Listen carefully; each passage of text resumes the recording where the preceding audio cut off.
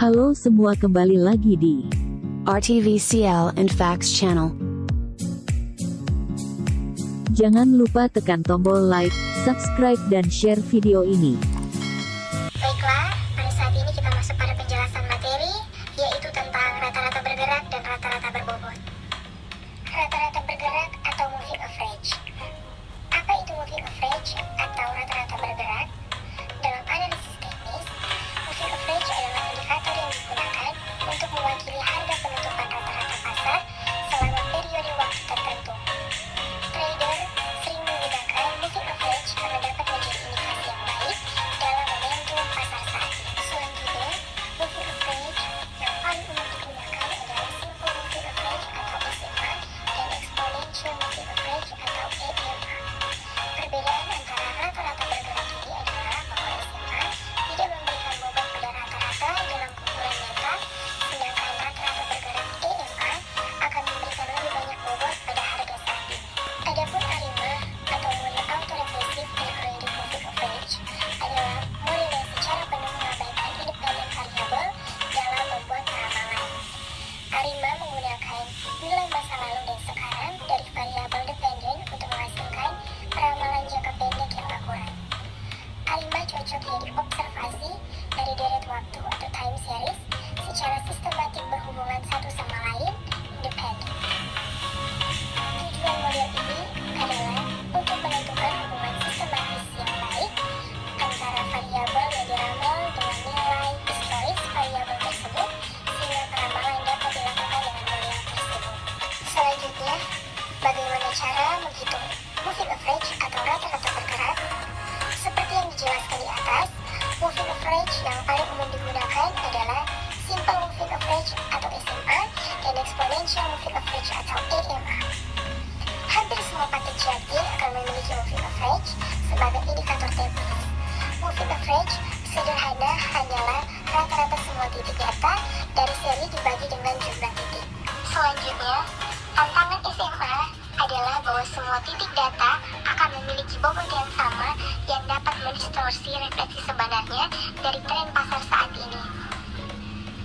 Sedangkan EMA dikembangkan untuk memperbaiki masalah ini karena akan memberikan bobot lebih pada harga terbaru. Ini membuat EMA lebih sensitif terhadap tren saat ini di pasar dan berguna saat menentukan arah tren pasar. Pada saat ini, saya akan menampilkan tutorial yang memodelkan data deret waktu yang kita miliki dengan model ARIMA 0,01 dengan menggunakan SPSS. Di sini saya sudah menyiapkan data deret waktu, datanya sebagai berikut. Pada saat ini, kita akan menyimak video tutorial SPSS untuk rata-rata bergerak. Masuk pada tutorialnya, pertama-tama teman-teman buka aplikasi software SPSS, kemudian pada pilihan variabel view, di sini saya sudah membuat metode variabel pada kolom name yaitu DW yang artinya deret waktu. Kemudian kita beralih ke data view, kita masukkan data deret waktu pada slide sebelumnya. Setelah data dimasukkan pada software SPSS, kemudian langkah pertama kita klik Analyze, lalu kita cari forecasting. Kemudian kita klik pada Create Traditional Model. Nah, setelah diklik Create Models, kita akan masuk pada menu di mana terdapat menu-menu yang digunakan untuk mendefinisikan model yang kita terapkan pada data yang kita miliki. Nah, untuk kali ini kita membuat moving average MA1. Pada menu method, kita ubah ke ARIMA. Kemudian kita klik kriteria, kita ganti pada moving average 0 menjadi 1. Setelah itu kita klik continue. Nah, kita beralih pada variabel DW-nya kita pindahkan ke kolom dependence variable. Nah, setelah semua terisi, selanjutnya untuk mendapatkan hasil output SPSS, dan untuk menguji kebagusan model data deret waktu yang dihasilkan, maka kita akan definisikan kebutuhan output SPSS ke dalam analisis data deret waktu pada menu statistik, plot, output filter, save, dan option. Di mana menu statistik untuk menghasilkan statistik uji model, menu plots untuk menghasilkan aspek gambar statistik uji model, menu output filter untuk menghasilkan model berdasarkan kriteria penelitian, menu save untuk melakukan penyimpanan data hasil olahan model, menu option untuk mengatur operasional analisis. ARIMA 001. Teman-teman bisa lihat di sini ARIMA-nya 001. Langsung saja kita masuk ke menu pertama, yaitu statistik. Kita centang apa yang kita butuhkan.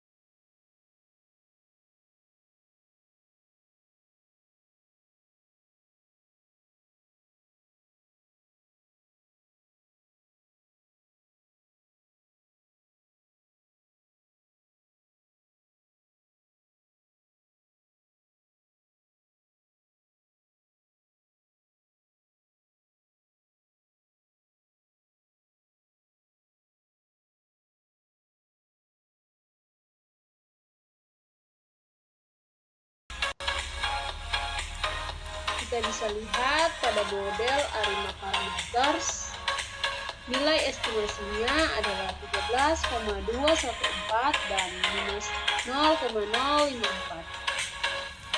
Dengan keseluruhan baku atau simpangan baku keseluruhan standar error model sebesar 7,016 dan keseluruhan baku regresi sebesar 0,204. Jika melihat dari hitung nilai mutlak regresinya sebesar minus 0,265. Selanjutnya, jika dibandingkan dengan nilai kritisnya untuk taraf signifikasi alfa 5%, derajat bebas, dan DF sebesar 82, nilainya antara 1,29 dengan 1,30, maka T ratio kurang dari T tabel, yang berarti model ARIMA 0,01 tidak signifikasi untuk digunakan sebagai model ramalan. Kita masuk pada materi selanjutnya, yaitu rata-rata berbobot. Rata-rata tertimbang atau berbobot, weighted average, adalah rata-rata yang dihitung dengan memperhitungkan timbangan bobot untuk setiap datanya. Setiap penimbang bobot tersebut merupakan pasangan setiap data. Kita bisa melihat rumus rata-rata tertimbang atau terbobot di bawah ini. Dan selanjutnya, untuk mengaktifkan bobot case pada SPSS, klik data weight cases. Untuk mengaktifkan variabel bobot, klik bobot kasus menurut, lalu klik 2 kali pada nama variabel bobot di dalam kolom sebelah kiri untuk memindahkannya ke bidang variabel frekuensi, dan klik OK untuk menonaktifkan variabel pembobotan yang diaktifkan. Buka kembali jendela kasus bobot dan klik jangan beri bobot kasus dan klik OK. Di SPSS, kasus pembobotan memungkinkan Anda untuk menetapkan kepentingan atau bobot ke kasus dalam kumpulan data Anda. beberapa situasi di mana ini dapat berguna meliputi data Anda berupa hitungan atau jumlah kemunculan, faktor atau kejadian, bobot adalah jumlah kemunculan. Data Anda memerlukan penyesuaian untuk mengoreksi representasi yang berlebihan atau kurang dari karakteristik tertentu dalam sampel Anda. Hal ini sering terjadi dengan survei besar atau variabel pembobotan dikembangkan untuk menyesuaikan komposisi sampel agar mencerminkan komposisi populasi, atau untuk mengontrol pelaporan yang berlebihan atau kurang dari kelompok tertentu. Selanjutnya, misalnya di sini kita ingin mencari tahu beberapa banyak kombinasi dari faktor-faktor yang ada dan beberapa banyak pengamatan yang ada untuk setiap kombinasi faktor. Di dalam situasi ini, saya memiliki dua variabel tiap angkatan 2019 sampai 2021 dan jawaban dari setiap angkatan dengan menggunakan uji independensi C kuadrat, tetapi ingin memverifikasi tutorialnya sebagai berikut. Dan pada saat ini kita akan menyimak tutorial SPSS pada rata-rata berbobot. Selanjutnya, saya akan menunjukkan tutorial SPSS pada kasus pembobotan. Tutorial SPSS ini menunjukkan cara menggunakan kasus bobot untuk menerapkan variabel pembobotan, terutama saat pengukuran data diperhitungkan. Nah, di sini saya sudah menyiapkan sebuah nama variabel pada kolom name, yaitu ada angkatan, yaitu angkatan 2021 sampai dengan 2019, jawaban dari setiap angkatan, dan total suara. Lalu kita beranjak pada data tabel view. Nah, di sini sudah tertera data dari setiap jawaban mahasiswa angkatan dari 2021 sampai 2019. Selanjutnya, kita perlu menimbang kasus-kasus sehubung dengan jumlah total pada data di SPSS. Dengan cara kita klik data, lalu kita ke weight cases atau rata-rata berbobot. Kemudian tampilannya akan muncul seperti ini. Setelah itu, kita klik bobot kasus menurut. Lalu kita masukkan total pada tabel frekuensi variabel. Nah, setelah sudah terinput, kita klik OK. Setelah kita menimbang kasus-kasus pada total suara dari setiap mahasiswa angkatan, sekarang kita akan menggunakan uji independensi C kuadrat untuk memverifikasi hasil dari setiap angkatan mahasiswa dari 2021 sampai dengan 2019. Dengan cara kita klik analyze, lalu cari descriptive statistik, kemudian kita klik cross tab atau tab silang. Nah, tampilan yang muncul akan seperti ini. Setelah jendela cross tab terbuka, kita masukkan angkatan pada kolom row dan jawaban pada kotak kolom. Untuk menghasilkan uji independensi C kuadrat, kita klik statistik, lalu centang C square. Lalu klik continue, kemudian kita klik OK. Maka output SPSS akan keluar sebagai berikut.